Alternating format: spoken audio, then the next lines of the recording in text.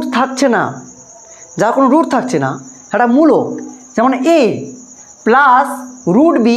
তাহলে এই যে রুট বি আমরা আগে জেনেছি এখানে যেটা শুদ্ধকরণী, কারণ রুট বিতে এর আগে কিছু নেই, মানে কি আছে 1 আছে প্লাস 1, তাহলে এটা হচ্ছে কি শুদ্ধ দ্বিঘাতকরণী এটা। তাহলে একটা হতে হবে কি মূলক এবং একটা হতে হবে শুদ্ধ দ্বিঘাতকরণী। তাহলে মূলক আর একটা শুদ্ধ দ্বিঘাতকরণী মিলেই আমার মিশ্রকরণী হবে।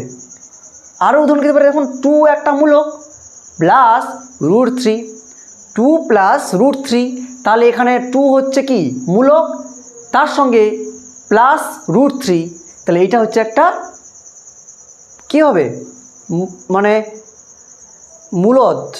অমূলদ সংখ্যার, এটা কি অমূলদ সংখ্যার একটা রুট, অমূল সংখ্যার রুট, বা হতে পারে 5 মূলক মাইনাস √7, তাহলে √7টা কি, এটা হচ্ছে একটা অমূলদ সংখ্যা। তাহলে এইভাবে কিন্তু আমার মিশ্রকরণী তৈরি হবে। এরপর হচ্ছে সদৃশকরণী।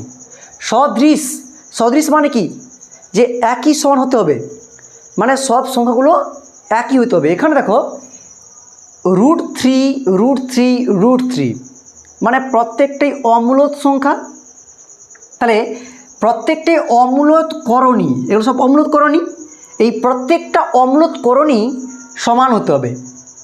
আর বাহিরে যে সহগগুলো রয়েছে, এই যে 5, 3 বা 1 রয়েছে, এখানে কিছু নেই মানে 1, এগুলো কিন্তু তাহলে আলাদা হলে চলবে।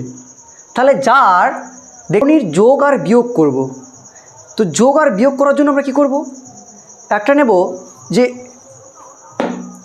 √50 আর নেব √18, এই √50 আর √18